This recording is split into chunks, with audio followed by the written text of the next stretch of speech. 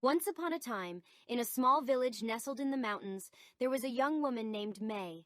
She was a beautiful soul with a gentle heart, but deep down, she carried many insecurities. She always felt like she wasn't good enough, like she didn't belong anywhere, and that her flaws overshadowed her strengths. One day, May decided to seek the guidance of a wise old sage who lived in a nearby temple. She climbed up the winding path to the temple and found the sage sitting quietly in meditation. "Master," she said, "I've come to seek your counsel. I feel so lost and unsure of myself, and I don't know how to find my way." The sage opened his eyes and smiled. "Welcome, May. I am here to guide you on your journey. Tell me, what troubles you?" May shared with the sage all her fears and insecurities, and the sage listened intently.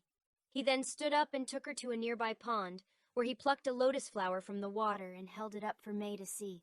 "This lotus flower, May, is like you. It starts as a small bud deep in the mud, surrounded by darkness and uncertainty.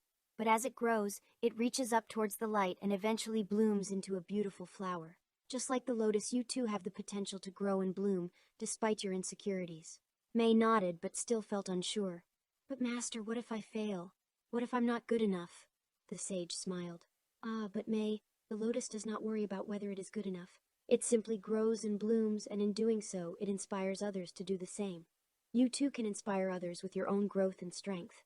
May felt a sense of peace wash over her, and she realized that the sage was right. She didn't need to be perfect. She just needed to keep growing and blooming, and the rest would fall into place. From that day on, May continued to visit the sage and practice the teachings of the lotus. She grew stronger and more confident, and before long she became an inspiration to others in her village who were struggling with their own insecurities. And so, like the lotus, May grew and bloomed, radiating her own unique beauty and strength to all those around her. The sage smiled, watching May from a distance.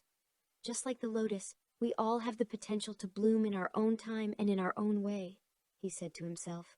"We just need to trust in ourselves and keep reaching for the light." The end.